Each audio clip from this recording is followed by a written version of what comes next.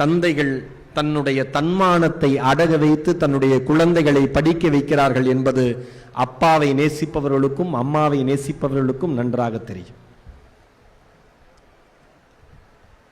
பெருசாலாம் நீங்க நல்லா சினிமா பாருங்க, ஜாலியா இருங்க, கொண்டாடுங்க, எல்லாமே பண்ணுங்க.